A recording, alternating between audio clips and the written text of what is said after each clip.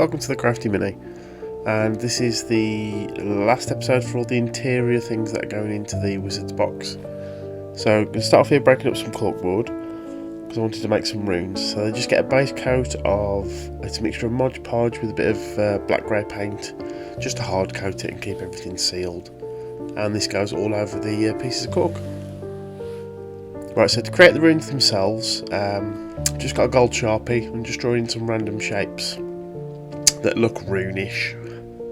I go over these a couple of times, and each one has a different shape or image, if you will, on there. And the idea is these are more components that will go in the box that the wizard would use on their day-to-day travels. So just to make everything pop a little bit more and all the texture that's on the cork, I'll get some light grey and just give it a dry brush all over the top, in any of the dark areas and all around the rims. Really simple and effective way of just making things pop a little bit more.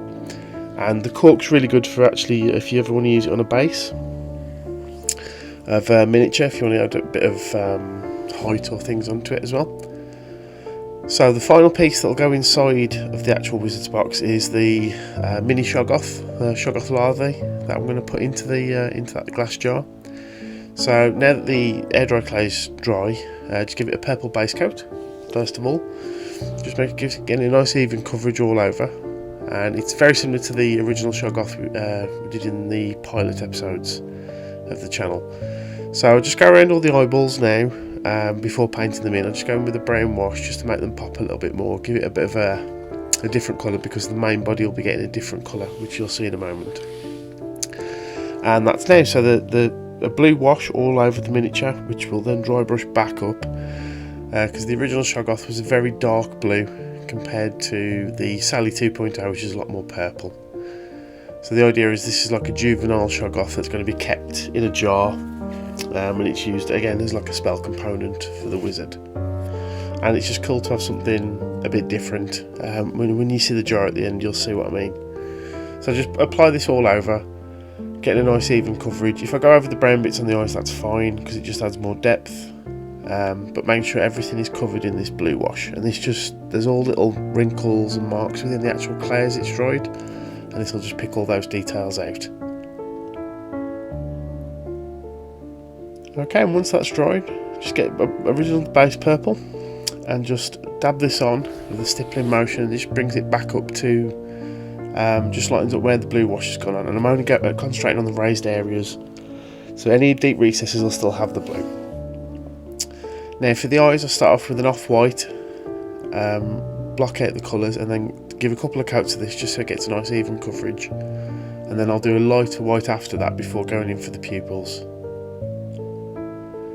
And you see here, so this just having its first coat, and it can go on quite patchy because obviously it's a darker background colour, but that's why we wait for it to dry and you just do another coat if needed.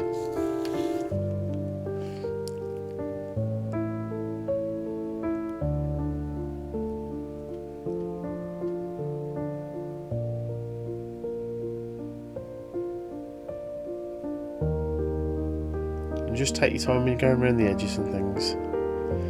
And then some of the areas I wanted a bit more of a lighter purple, so I've gone back in, and you'll see that I'll use my finger every so often just to smudge it out slightly, and this just makes it look a bit patchy and gives it a bit more texture and depth on the actual surface of the Shoggoth itself. And anything like around the eyelids in particular, anything that'd be facing the sun more is getting more a heavier layer.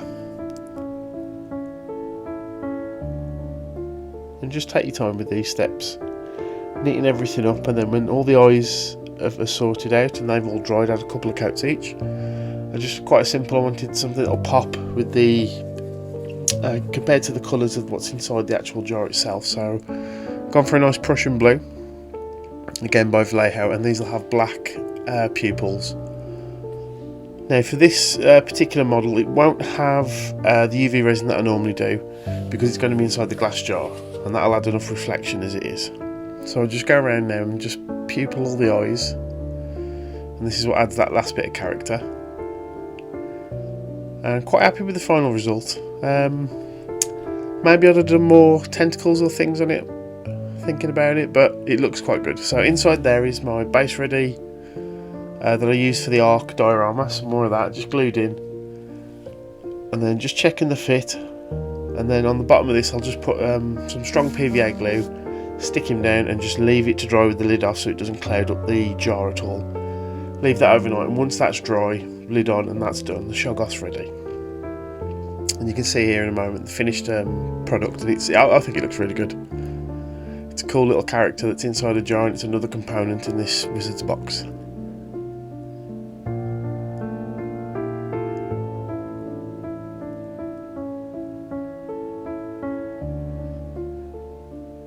So make sure everything's secure, just checking the lid for the fit, but there we go, that's the Shoggoth larvae. So thank you very much for watching. The last episode for the Wizard's Box coming out, and that will be the lid detail and then the final reveal. Cheers, bye bye.